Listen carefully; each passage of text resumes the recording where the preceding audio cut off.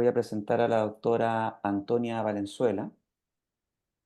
La doctora Antonia Valenzuela es reumatóloga y profesora asistente de la Universidad Católica de Chile y nos va a hablar del tema esclerosis sistémica y EPI.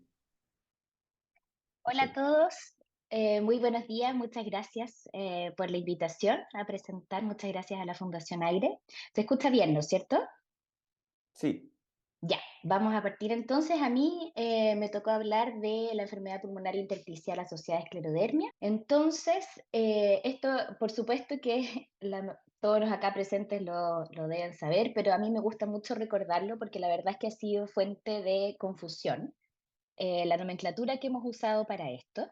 Y en el fondo se refiere a que la esclerodermia, ¿no es cierto?, se divide en una esclerodermia localizada, que es la que ven los dermatólogos, ¿no es cierto?, porque solamente compromete la piel, y la esclerosis sistémica, que es la que vemos en el fondo nosotros porque es la que tiene compromiso sistémico. Y la esclerodermia sistémica, a su vez, se divide en limitada o difusa, exclusivamente dependiendo de la extensión del compromiso cutáneo. De manera que los pacientes que tienen la forma limitada de la enfermedad son aquellos que tienen compromiso de la piel que es distal a las rodillas y a los codos y que puede o no comprometer la cara, mientras que los pacientes que tienen el subtipo difuso tienen un compromiso más, perdón, un compromiso de la piel más extendido, ¿ya? Y que característicamente compromete el tronco y proximal a las rodillas y a los codos. Entonces, estas dos formas de la enfermedad, ¿no es cierto? Al igual que lo que ocurre en la miopatía inflamatoria idiopática, está determinada por el anticuerpo subyacente. De manera que los anticuerpos específicos de esclerodermia o asociados a esclerodermia determinan un fenotipo particular. Y hay anticuerpos que se asocian a la forma difusa de la enfermedad y anticuerpos que se asocian a la forma limitada. Además de comprometer, o sea, de influir en el compromiso de la piel, estos anticuerpos determinan también otro tipo de manifestaciones. Y siento que esté un poquito borrosa la diapositiva, pero en el fondo acá podemos ver cuáles son los anticuerpos que se asocian más frecuente a enfermedad pulmonar intersticial en esclerodermia. Y esos son el anticuerpo antitopoisomerasa o SCL70, que es el que vemos como más frecuentemente asociado a esta enfermedad. Existen otros que son menos frecuentes y de hecho no se testean así de manera tan rutinaria como el THTO. Y otro es el UIRNP, que también se ve en las formas de sobreposición, en los síndromes de sobreposición.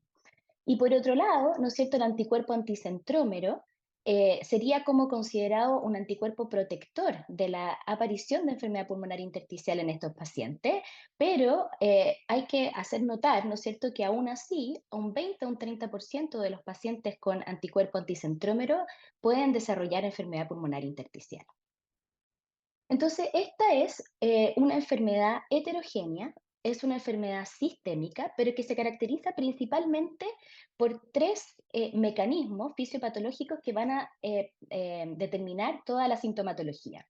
Entonces, lo primero es que se manifiesta, se caracteriza por una vasculopatía. El principal síntoma de la esclerodermia es el Raynaud, que es un fenómeno vasculopático, ¿no es cierto? Y suele ser el primer síntoma de la enfermedad y anteceder por varios años en las formas limitadas a el siguiente síntoma de la enfermedad. Em, También se considera, ¿no es cierto?, un fenómeno vasculopático, la hipertensión de la arteria pulmonar, que es una complicación que vemos también y que determina mortalidad en estos pacientes.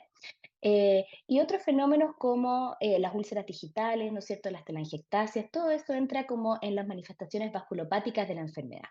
Lo segundo es que la enfermedad se manifiesta por fibrosis, ¿no es cierto? Y es así como tenemos estas fotos del medio que en el fondo representan fibrosis cutánea, ¿no es cierto? Con distintos tipos de severidad. Fibrosis de pulmonar sería la otra manifestación importante. Y en segundo lugar, se caracteriza por inflamación.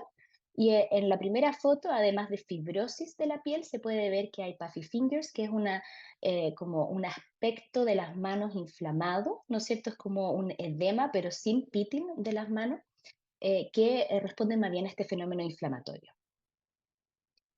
Entonces, ahora entrando en el tema de la enfermedad pulmonar intersticial en esclerodermia, es una enfermedad o sea, es una manifestación que se presenta frecuentemente en la enfermedad, entre el 35 y el 52% de los pacientes, dependiendo de la definición usada para definir la enfermedad pulmonar intersticial, desarrollan esta complicación en los pacientes con esclerodermia. Y es importante porque es probablemente la causa más frecuente de muerte en estos pacientes, junto con la hipertensión de la arteria pulmonar, y tiene una mortalidad entre un 20 a un 40%, o sea, no es menor. Determina en el fondo el pronóstico de los pacientes con esclerodermia. Y como estándar para el diagnóstico, usamos el escáner de alta resolución. Entonces, entre el 70 y el 80, más o menos, de los casos de enfermedad pulmonar intersticial asociada a esclerodermia, se presentan con este patrón de neumonía intersticial no específica, como se ve en el panel A.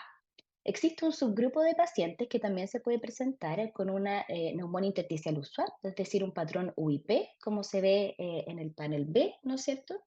Donde se ve la clásica panalización. Y también hay otras formas como OP, ¿no es cierto? Y también formas como no específicas. En el panel C se muestra un tercer paciente con esclerodermia que tiene este infiltrado intersticial leve, ¿no es cierto? Que podría ser interpretado como atelectasias dependientes, pero que sin embargo en prono, como se ve en el panel D, persiste, confirmando la presencia de enfermedad pulmonar intersticial. ¿Cuál es el impacto? Ya hablé de esto un poquitito, ¿no es cierto? Pero en el fondo es la principal causa de muerte en los pacientes con esclerodermia y en esta publicación se determinó que tenía una mortalidad de 35% a 10 años. Y este es un estudio más chiquitito, pero que incluyó pacientes en una cohorte canadiense y se vio que los pacientes con esclerodermia, al compararlos con los pacientes que tenían enfermedad pulmonar asociada a esclerodermia, estos últimos tenían una mayor mortalidad, llegando al 22% a los 10 años. O sea, una sobrevida, perdón, de 22% a los 10 años, comparado con 40% en los pacientes que no tenían enfermedad pulmonar intersticial.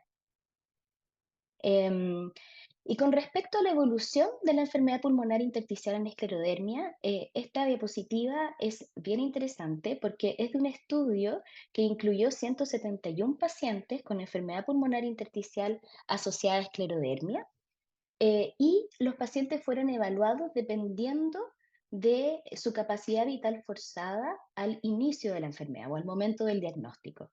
Y se puede ver, ¿no es cierto?, que todos los pacientes prácticamente evolucionan hacia la progresión de la enfermedad.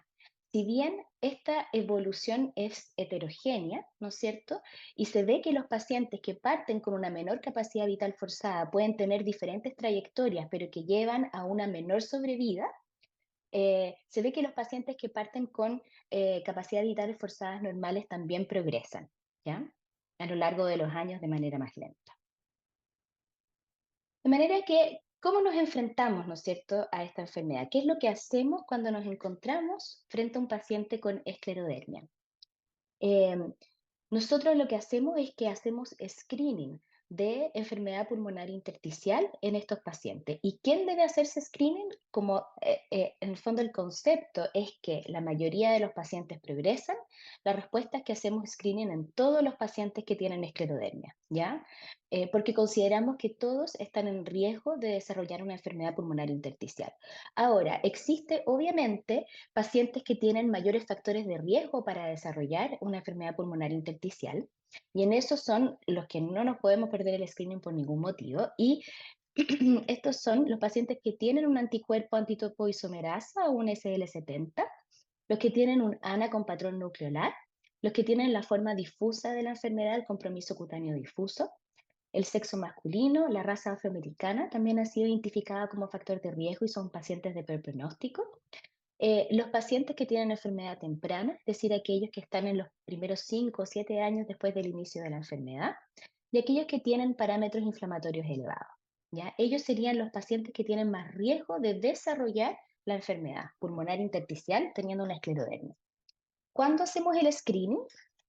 La enfermedad pulmonar intersticial a menudo se desarrolla temprano en el curso de la enfermedad, ¿ya? Y de hecho por eso es un factor de riesgo los primeros 5 a 7 años después del inicio.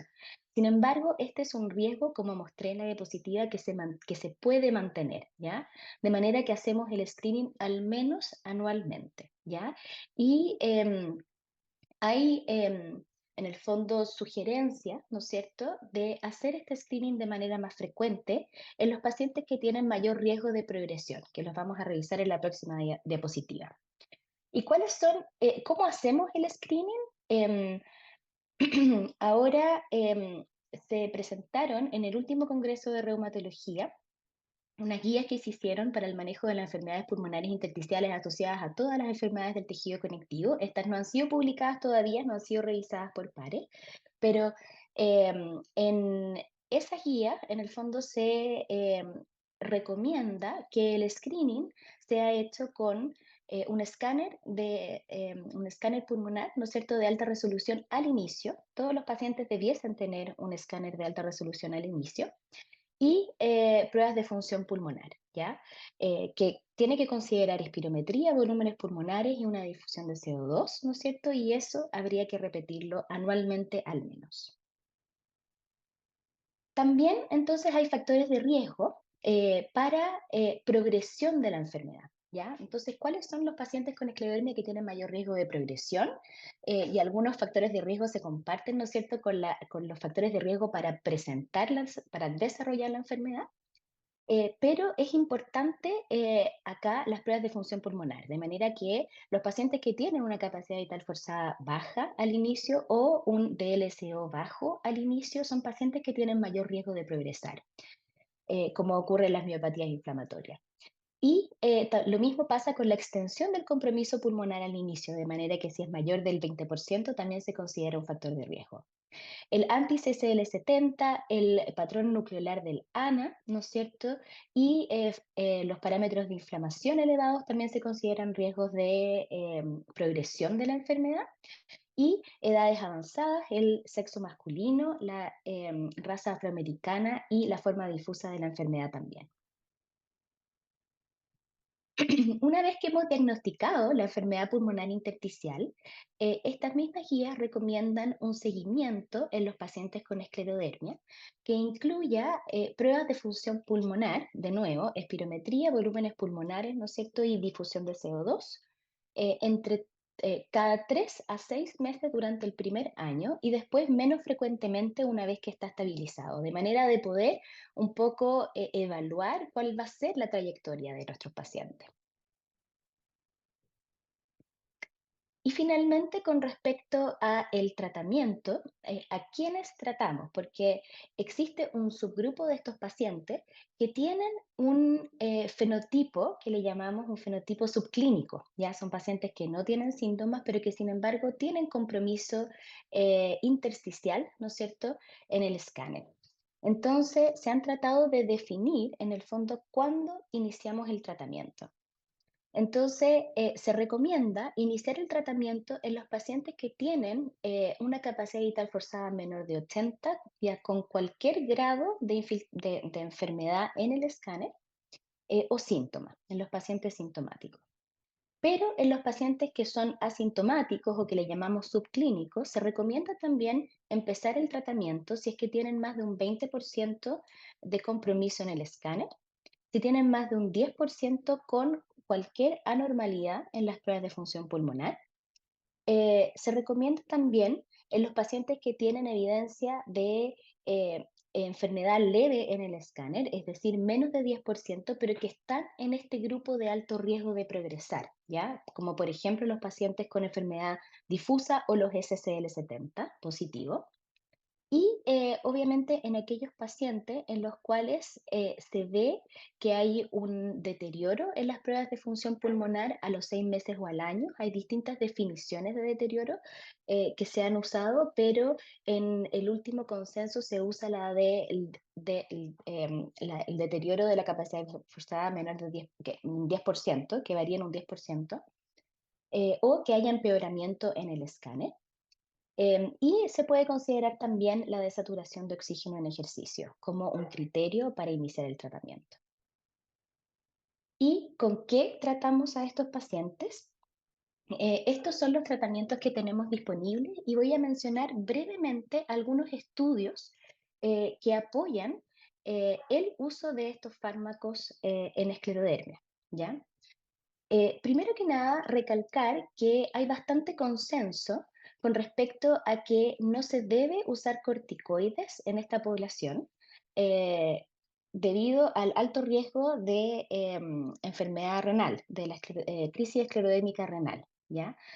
A pesar de que este riesgo es en el fondo mayor, ¿no es cierto?, en un fenotipo bien particular de pacientes, que son los que tienen un RNA polimerasa 3 o un compromiso difuso de piel rápidamente progresivo, y que ese riesgo es menor en otros anticuerpos o en otros subtipos de la enfermedad, la verdad es que tampoco se ha visto gran beneficio de los corticoides en este grupo de pacientes, de manera que la evidencia se ha revisado y se recomienda no usarlo, ¿ya?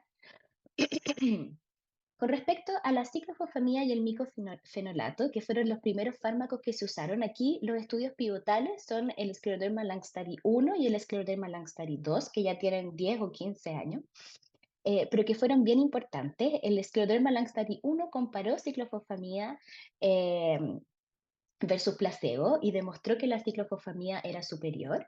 Y el Scleroderma Landstarki 2 comparó ciclofosfamida versus micofenolato y mostró que ambos eran equivalentes, ¿no es cierto?, en disminuir la progresión de la enfermedad en los pacientes con esclerodermia.